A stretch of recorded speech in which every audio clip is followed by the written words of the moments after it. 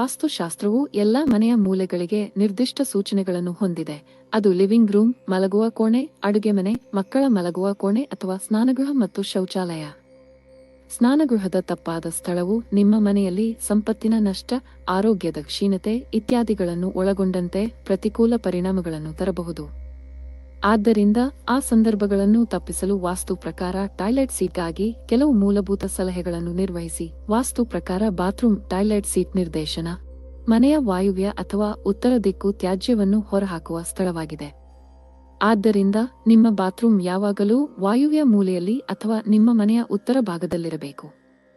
ನಕಾರಾತ್ಮಕ ಶಕ್ತಿಗಳನ್ನು ತೊಡೆದುಹಾಕಲು ಮತ್ತು ಧನಾತ್ಮಕವಾದವುಗಳಿಗೆ ಜಾಗವನ್ನು ಸೃಷ್ಟಿಸಲು ಇದು ನಿಮ್ಮ ಮನೆಗೆ ಸಹಾಯ ಮಾಡುತ್ತದೆ. ವಾಸ್ತು ಪ್ರಕಾರ ಟಾಯ್ಲೆಟ್ ಸೀಟ್ ನಿರ್ದೇಶನವು ಪರಿಗಣಿಸಬೇಕಾದ ನಿರ್ಣಾಯಕವಾಗಿದೆ. ಶೌಚಾಲಯದ ಆಸನವನ್ನು ಯಾವಾಗಲೂ ಅಂತಹ ದಿಕ್ಕಿನಲ್ಲಿ ಇಡಬೇಕು. ಅದನ್ನು ಬಳಸುವ ವ್ಯಕ್ತಿಯು ಮನೆಯ ಉತ್ತರ ಅಥವಾ ದಕ್ಷಿಣ ದಿಕ್ಕಿಗೆ ಮುಖ ಮಾಡುತ್ತಾನೆ.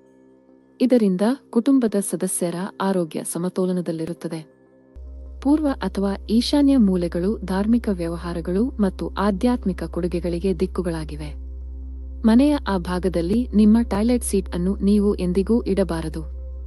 ಇದು ನಿಮ್ಮ ಕುಟುಂಬದ ಸದಸ್ಯರ ಯೋಗಕ್ಷೇಮ ಮತ್ತು ನಿಮ್ಮ ಮನೆಯ ಸಮೃದ್ಧಿಯ ಮೇಲೆ ಪ್ರತಿಕೂಲ ಪರಿಣಾಮ ಬೀರುತ್ತದೆ. ಪ್ರಾಚೀನ ಕಾಲದಲ್ಲಿ ಮಹಿಳೆಯರು ಪುರುಷರಿಂದ ಪ್ರತ್ಯೇಕ ಸ್ನಾನಗೃಹಗಳನ್ನು ಹೊಂದಿದ್ದರು. ವಾಸ್ತುಶಾಸ್ತ್ರದ ಪ್ರಕಾರ ನೈಋತ್ಯ, ಆಗ್ನೇಯ ಮತ್ತು ಮನೆಯ ಒಟ್ಟಾರೆ ದಕ್ಷಿಣ ಭಾಗದಂತಹ ಕೆಲವು ದಿಕ್ಕುಗಳು ಮಹಿಳೆಯರ ಮಲವಿಸರ್ಜನೆಗೆ ನಿಷೇಧಿತ ಪ್ರದೇಶವಾಗಿದೆ. ಇದು ಮಹಿಳೆಯರ ಆರೋಗ್ಯಕ್ಕೆ ಹೆಚ್ಚು ಪರಿಣಾಮಕಾರಿ ಎಂದು ನಂಬಲಾಗಿದೆ. ಶೌಚಾಲಯದ ಆಸನವು ಮನೆಯ ಉತ್ತರ ದಿಕ್ಕಿಗೆ ಎದುರಾಗಿರಬೇಕು ಮತ್ತು ನಿಖರವಾಗಿ ಅದರ ಮೇಲೆ ವಿಂಡೋವನ್ನು ಇರಿಸುವುದು ನಿಮಗೆ ಪ್ರಯೋಜನಕಾರಿಯಾಗಿದೆ. ನಿಮ್ಮ ಬಾತ್ರೂಮ್ ನಿಮ್ಮ ಮನೆಯ ಮೇಲ್ಮೈ ವಿಸ್ತೀರ್ಣಕ್ಕಿಂತ ಸ್ವಲ್ಪ ಎತ್ತರವಾಗಿರುವುದು ಉತ್ತಮ. ಆದರೆ ಇದು ಕೆಲವೊಮ್ಮೆ ನಿಮ್ಮ ಮನೆಯ ವಿನ್ಯಾಸಕ್ಕೆ ಅಡ್ಡಿಯಾಗಬಹುದು. ಆದ್ದರಿಂದ ನಿಮ್ಮ ಟಾಯ್ಲೆಟ್ ಸೀಟ್ ಅನ್ನು ನೆಲದಿಂದ ಒಂದು ಮಟ್ಟಕ್ಕೆ ಏರಿಸಲು ಹೆಚ್ಚುವರಿ ಮೆಟ್ಟಿಲನ್ನು ಸೇರಿಸುವ ಮೂಲಕ ಲಿಫ್ಟ್ ನೀಡಿ ಮತ್ತು ಆ ಮೂಲಕ ವಾಸ್ತುತತ್ವವನ್ನು ಅನುಸರಿಸಿ.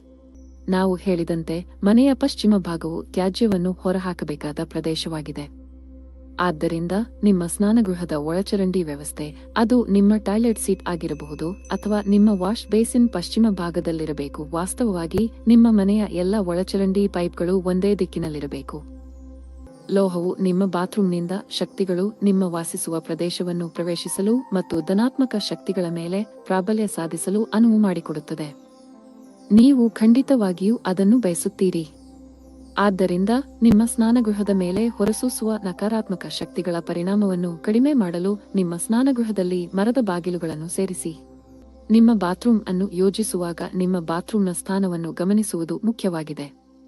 ಇದು ಯಾವಾಗಲೂ ಉತ್ತರ ಭಾಗದಲ್ಲಿ ಅಥವಾ ಪೂರ್ವ ಭಾಗದಲ್ಲಿ ತೆರೆಯಬೇಕು. ಪೂರ್ವವು ಧಾರ್ಮಿಕ ಅರ್ಪಣೆಗಳಿಗೆ ಮೂಲೆಯಾಗಿರುವುದರಿಂದ ಪೂಜಾ ಕೊಠಡಿಯು ನಿಮ್ಮ ಸ್ನಾನಗೃಹದ ಎದುರು ಇರದಂತೆ ನೋಡಿಕೊಳ್ಳಿ.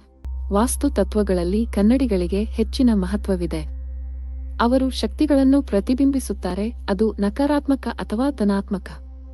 ಆದ್ದರಿಂದ ನಿಮ್ಮ ಸ್ನಾನಗೃಹದ ಪೂರ್ವದಲ್ಲಿ ಪಶ್ಚಿಮ ದಿಕ್ಕಿಗೆ ಎದುರಾಗಿರುವ ಕನ್ನಡಿಯಲ್ಲಿ ಅಥವಾ ನಿಮ್ಮ ಬಾತ್ರೂಮ್ನ ದಕ್ಷಿಣದಲ್ಲಿ ಉತ್ತರ ದಿಕ್ಕಿಗೆ ಮುಖ ಮಾಡಿದರೆ ಅದರಿಂದ ಎಲ್ಲಾ ಕೆಟ್ಟ ಶಕ್ತಿಗಳನ್ನು ಪ್ರತಿಬಿಂಬಿಸುತ್ತದೆ. ನಿಮ್ಮ ಮನೆಯ ಕೇಂದ್ರವು ಅತ್ಯುನ್ನತ ಮಟ್ಟದ ಶಕ್ತಿಯನ್ನು ಹೊಂದಿದೆ ಮತ್ತು ಇದನ್ನು ಬ್ರಹ್ಮಸ್ಥಾನ ಎಂದು ಕರೆಯಲಾಗುತ್ತದೆ. ನಿಮ್ಮ ಟಾಯ್ಲೆಟ್ ಸೀಟ್ ಅನ್ನು ಇರಿಸುವ ತಪ್ಪನ್ನು ಎಂದಿಗೂ ಮಾಡಬೇಡಿ ಅಥವಾ ನಿಮ್ಮ ಬಾತ್ರೂಮ್ ಅನ್ನು ಮನೆಯ ಕೇಂದ್ರ ಭಾಗದಲ್ಲಿ ಇರಿಸಿಕೊಳ್ಳಿ. ಇದು ನಿಮ್ಮ ಮನೆಗೆ ಮತ್ತು ಕುಟುಂಬ ಸದಸ್ಯರಿಗೆ ಭಯಂಕರವಾಗಿ ಅಪಾಯವನ್ನು ತರುತ್ತದೆ. ಇದು ನಿಮ್ಮ ವಾಣಿಜ್ಯ ಉದ್ದೇಶಗಳಿಗೂ ಅನ್ವಯಿಸುತ್ತದೆ. ಮುಖ್ಯ ವಾಸ್ತು ತತ್ವವು ಶೌಚಾಲಯಗಳು ಮತ್ತು ಸ್ನಾನಗೃಹಗಳಿಗೆ ಪ್ರತ್ಯೇಕ ಸ್ಥಳಗಳನ್ನು ಹೊಂದಲು ಸೂಚಿಸುತ್ತದೆ. ಆದಾಗ್ಯೂ ಪ್ರಪಂಚದ ಜನಸಂಖ್ಯೆಯನ್ನು ಗಮನಿಸಿದರೆ ಅದನ್ನು ಕಾಪಾಡಿಕೊಳ್ಳುವುದು ಅಸಾಧ್ಯ. ಆದರೆ ನೀವು ತತ್ವವನ್ನು ಅನುಸರಿಸಲು ಸ್ಥಳವನ್ನು ಹೊಂದಿದ್ದರೆ ಸ್ನಾನ ಮತ್ತು ಶೌಚಾಲಯಕ್ಕೆ ಪ್ರತ್ಯೇಕ ಸ್ಥಳಗಳನ್ನು ಹೊಂದಿರುವುದನ್ನು ಪರಿಗಣಿಸಿ. ವಾಸ್ತು ತತ್ವಗಳ ಪ್ರಕಾರ ನಿಮ್ಮ ಬಾತ್ರೂಮ್ ಅನ್ನು ಮರುನಿರ್ಮಾಣ ಮಾಡುವ ಆಯ್ಕೆಯನ್ನು ನೀವು ಹೊಂದಿಲ್ಲದಿದ್ದರೆ ನೀವು ಏನು ಮಾಡಬಹುದು ಎಂಬುದು ಇಲ್ಲಿದೆ. ಮೂಲೆಗಳನ್ನು ಸಹ ಸ್ಪರ್ಶಿಸದೆ ನಿಮ್ಮ ಶೌಚಾಲಯದ ಆಸನವನ್ನು ನಿಮ್ಮ ಸ್ನಾನಗೃಹದ ನೈಋತ್ಯ ಅಥವಾ ಈಶಾನ್ಯ ದಿಕ್ಕಿನಲ್ಲಿ ಇರಿಸಿ. ಇವುಗಳು ಪರ್ಯಾಯಗಳು ಮಾತ್ರ. ಸರಿಯಾದ ದಿಕ್ಕನ್ನು ಬಳಸುವುದು ಯಾವಾಗಲೂ ಉತ್ತಮವಾಗಿರುತ್ತದೆ. ನಿಮ್ಮ ಸ್ನಾನಗೃಹದ ಇಳಿಜಾರು ಉತ್ತರ ದಿಕ್ಕಿಗೆ ಒಲವನ್ನು ಹೊಂದಿರಬೇಕು. ಅಲ್ಲಿ ಒಳಚರಂಡಿಯನ್ನು ಜೋಡಿಸಲಾಗಿದೆ.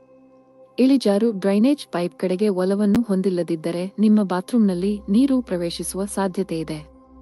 ಇದು ವಾಸ್ತು ಅನುಮತಿಸುವುದಿಲ್ಲ. ನಿಮ್ಮ ಬಾತ್ರೂಮ್ನ ಜಲಮಾರ್ಗಗಳು ಸ್ಪಷ್ಟವಾಗಿದೆ ಮತ್ತು ಅಸ್ತವ್ಯಸ್ತತೆ ಮುಕ್ತವಾಗಿದೆ ಎಂದು ಖಚಿತಪಡಿಸಿಕೊಳ್ಳಿ.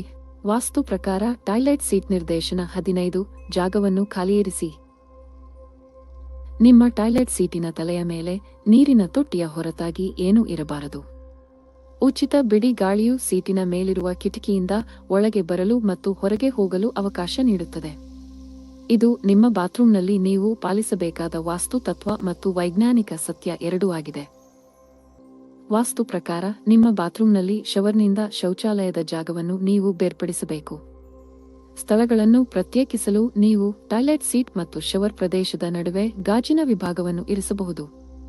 ಇದು ವಾಸ್ತು ತತ್ವಗಳಿಗೆ ಬದ್ಧವಾಗಿರಲು ಮತ್ತು ನಿಮ್ಮ ಮನೆಗೆ ಹೆಚ್ಚು ಧನಾತ್ಮಕತೆಯನ್ನು ಸೇರಿಸಲು ಸಹಾಯ ಮಾಡುತ್ತದೆ. ಶೌಚಾಲಯಗಳಿಗೆ ವಾಸ್ತು. ಶೌಚಾಲಯಗಳಿಗೆ ಮುಖ್ಯವಾದ ಮತ್ತು ಮಾಡಬಾರದ ಸಂಗತಿಗಳು. ನಿಮ್ಮ ಹೊಸ ಮನೆಯನ್ನು ನೀವು ನಿರ್ಮಿಸುತ್ತಿದ್ದರೆ ನಿಮ್ಮ ಟಾಯ್ಲೆಟ್ ಸೀಟ್ ಅನ್ನು ನೈಋತ್ಯ ಮೂಲೆಯಲ್ಲಿ ಅಥವಾ ಈಶಾನ್ಯದಲ್ಲಿ ಇರಿಸುವುದನ್ನು ಕಟ್ಟುನಿಟ್ಟಾಗಿ ತಪ್ಪಿಸಿ. ಸ್ನಾನಗೃಹದಲ್ಲಿ ನೀರಿನ ಹರಿವು ದಕ್ಷಿಣದಿಂದ ಉತ್ತರಕ್ಕೆ ಅಥವಾ ಪಶ್ಚಿಮದಿಂದ ಪೂರ್ವಕ್ಕೆ ಇರಬೇಕು. ಸರಳವಾಗಿ ಹೇಳುವುದಾದರೆ ಶೌಚಾಲಯದ ನೆಲವು ಉತ್ತರ ಅಥವಾ ಪೂರ್ವ ದಿಕ್ಕಿನಲ್ಲಿ ಇಳಿಜಾರಾಗಿರಬೇಕು. ಶೌಚಾಲಯಕ್ಕೆ ವಾಸ್ತು ಪ್ರಕಾರ ಮನೆಯ ಮಧ್ಯಭಾಗದಲ್ಲಿರುವ ಶೌಚಾಲಯ ವಾಶ್ ರೂಮ್ ದೊಡ್ಡದಾಗಿದೆ. ಶೌಚಾಲಯಕ್ಕೆ ಸಂಬಂಧಿಸಿದ ವಾಸ್ತು ಪ್ರಕಾರ ನೀವು ಎಂದಿಗೂ ಪೂಜಾ ಕೋಣೆಯ ಪಕ್ಕದಲ್ಲಿ ಶೌಚಾಲಯವನ್ನು ಇಡಬಾರದು. ವಾಶ್ರೂಮ್ ಶೌಚಾಲಯದಲ್ಲಿ ಕಮೋಡ್ ಅನ್ನು ಉಳಿದ ವಾಶ್ರೂಮ್ನ ನೆಲದ ಮಟ್ಟಕ್ಕಿಂತ ಸ್ವಲ್ಪ ಎತ್ತರದ ಮೇಲ್ಮೈಯಲ್ಲಿ ಇರಿಸಲು ಖಚಿತಪಡಿಸಿಕೊಳ್ಳಿ. ನಿಮ್ಮ ಸ್ನಾನಗೃಹದಲ್ಲಿ ಅನುಸರಿಸಬೇಕಾದ ಪ್ರಮುಖ ವಾಸ್ತು ನಿಯಮಗಳು. ಸ್ನಾನಗೃಹವನ್ನು ಉತ್ತರ ಅಥವಾ ವಾಯುವ್ಯ ದಿಕ್ಕಿನಲ್ಲಿ ಇಡಬೇಕು. ಇದನ್ನು ಎಂದಿಗೂ ದಕ್ಷಿಣ, ಆಗ್ನೇಯ ಅಥವಾ ನೈಋತ್ಯದಲ್ಲಿ ವಿನ್ಯಾಸಗೊಳಿಸಬಾರದು. ಸ್ನಾನಗೃಹವನ್ನು ಎಂದಿಗೂ ಅಡುಗೆಮನೆಯ ಮುಂದೆ ಅಥವಾ ಅದರ ಪಕ್ಕದಲ್ಲಿ ನಿರ್ಮಿಸಬಾರದು. ಶೌಚಾಲಯದ ಆಸನವನ್ನು ಪಶ್ಚಿಮ ಅಥವಾ ವಾಯುವ್ಯ ದಿಕ್ಕಿನಲ್ಲಿ ಇಡಬೇಕು. ನೀರಿನ ಬಕೆಟ್ ಖಾಲಿ ಇಡಬಾರದು. ಅದನ್ನು ನೀರಿನಿಂದ ತುಂಬಿಸಬೇಕು ಅಥವಾ ತಲೆಕೆಳಗಾಗಿ ಇಡಬೇಕು. ನೀಲಿ ಬಣ್ಣದ ಬಕೆಟ್ ಮತ್ತು ಮಗ್ ಸ್ನಾನಗೃಹಕ್ಕೆ ಉತ್ತಮ ವೈಬ್ ಅನ್ನು ತರಲು ಉದ್ದೇಶಿಸಲಾಗಿದೆ. ಬಾಗಿಲುಗಳನ್ನು ಯಾವಾಗಲೂ ಮುಚ್ಚಬೇಕು. ತೆರೆದ ಬಾಗಿಲುಗಳು ನಕಾರಾತ್ಮಕ ಶಕ್ತಿಯನ್ನು ರವಾನಿಸುತ್ತವೆ. ಟ್ಯಾಪ್ಗಳನ್ನು ಒಡೆಯಬಾರದು, ಏಕೆಂದರೆ ಸೋರಿಕೆಯು ನಿಮ್ಮ ಆರ್ಥಿಕ ಸ್ಥಿತಿಯ ಮೇಲೆ ಪರಿಣಾಮ ಬೀರಬಹುದು.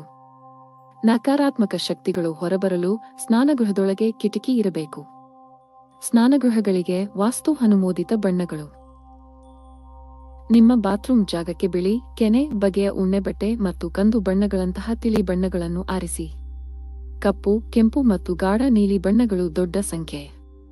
ವಾಸ್ತು ಪ್ರಕಾರ ಟೈಲ್ಸ್ ಅಥವಾ ಗೋಡೆಯ ಬಣ್ಣವನ್ನು ಶಿಫಾರಸು ಮಾಡದ ಕಾರಣ ಗಾಢ ಬಣ್ಣವನ್ನು ಆರಿಸಬೇಡಿ. ಇದಲ್ಲದೆ ಹಗುರವಾದ ಬಣ್ಣಗಳು ಅಂತಹ ಪ್ರದೇಶಗಳನ್ನು ಸ್ವಚ್ಛಗೊಳಿಸಲು, ಧೂಳನ್ನು ಗುರುತಿಸಲು ನಿಮಗೆ ಸಹಾಯ ಮಾಡುತ್ತದೆ. ಜೊತೆಗೆ ಈ ಛಾಯೆಗಳು ಸಹ ಶಾಂತ ವಾತಾವರಣವನ್ನು ಸೃಷ್ಟಿಸಲು ಸಹಾಯ ಮಾಡುತ್ತದೆ.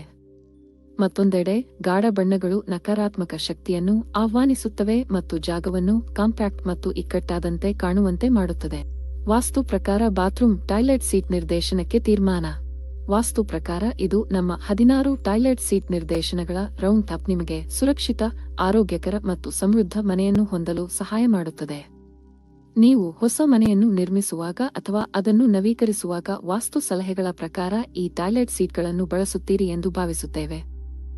ಇಂತಹ ಹೆಚ್ಚಿನ ವಿಡಿಯೋಗಳಿಗಾಗಿ ನಮ್ಮ ಚಾನೆಲ್ ಅನ್ನು ಸಬ್ಸ್ಕ್ರೈಬ್ ಮಾಡಿ.